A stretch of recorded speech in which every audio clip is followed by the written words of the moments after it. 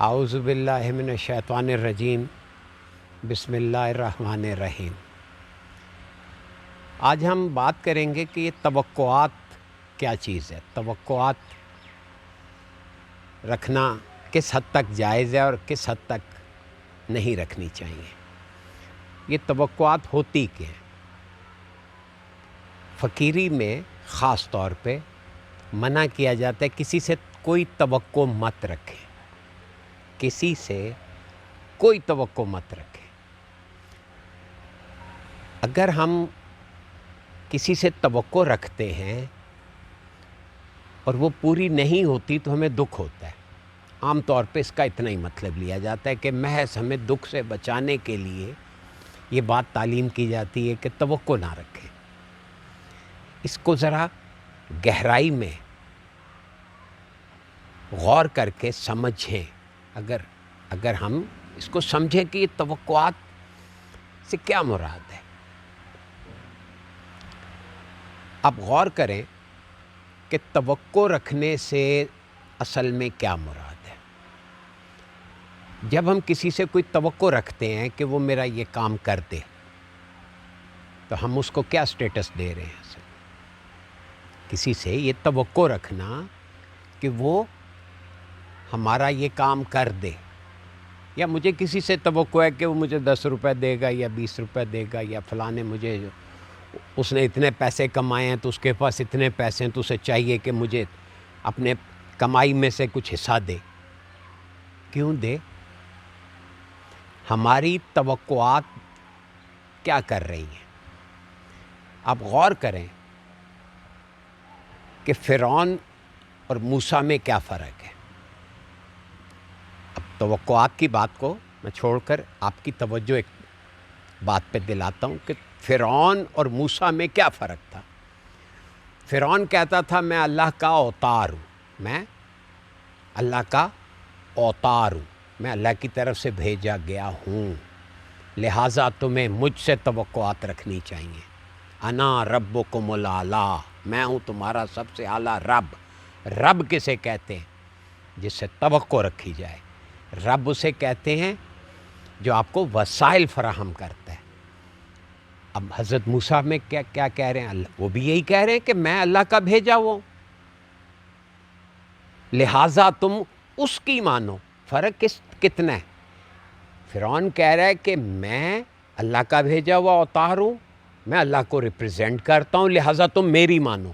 اور حضرت موسیٰ کیا کہہ رہے ہیں کہ میں اللہ کا بھیجا ہوا نبی ہوں، تم اس کی مانو۔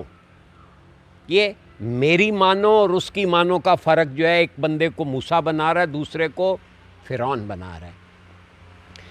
جب ہم کسی سے توقعات قائم کرتے ہیں، کیا کہہ رہے ہیں؟ گویا ہم اس کو اپنا رب مان رہے ہیں۔ غور کریں، اس لیے تصوف میں، صوفیزم میں، فقیری میں منع کیا جاتا ہے کہ کسی سے توقعات نہ رکھیں، صرف اللہ سے توقع رکھیں۔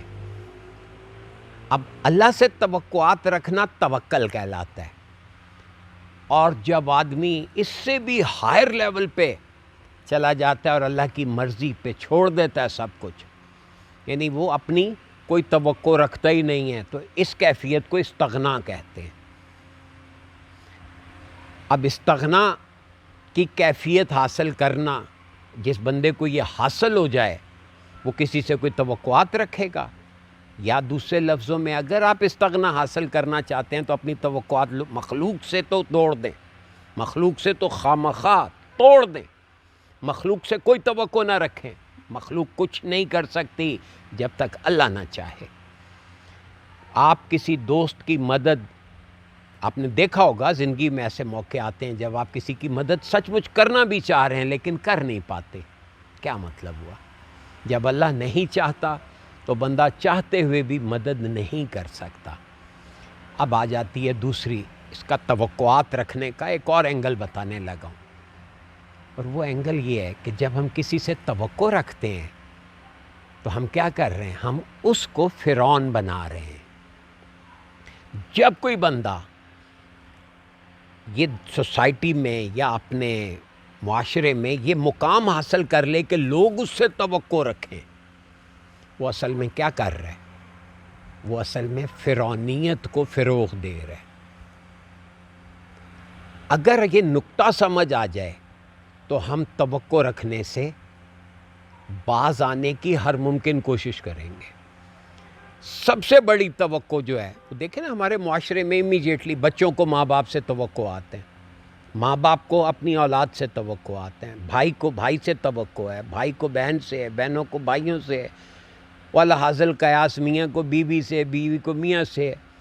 یہ توقعات کا ایک طومار ہے، ایک نیٹ ورک ہے جس نے پورے معاشرے کو آپس میں نٹ بھی کیا ہوا ہے اور فساد بھی بنایا ہوا ہے۔ سارے فسادات کی جڑ کیا ہے کہ جی میری توقع تھی کہ اسے ایسا نہیں بولنا چاہیے۔ آپ کی توقع تھی نا، وہ بول دیا اس نے۔ اب بجائے اس کے کہ ہم اس سچویشن کو ہینڈل کریں، ہم ری ایکٹ کرنے بیٹھ جاتے ہیں۔ توقعات وہ ناسور ہے جو ہمارے ذہنوں کو کیا کر رہا ہے؟ دوسروں کو فرعون بنانے میں معاون ہو رہا ہے۔ جب آپ کسی سے توقع قائم کرتے ہیں تو کیا کرتے ہیں؟ اس بندے کو فرعون بنا دیتے ہیں۔ وہ سمجھتا ہے میں اس کی توقع پوری کروں گا، تو میں آ گئی، میں اس کی توقعات پہ پورا نہیں اتر سکا۔ غور کریں، جب ہم کبھی کسی کے لیے کہتے ہیں تو بڑا ڈرامائی جملہ بولتے ہیں، میں اس کی توقعات پہ پورا نہیں اتر سکا۔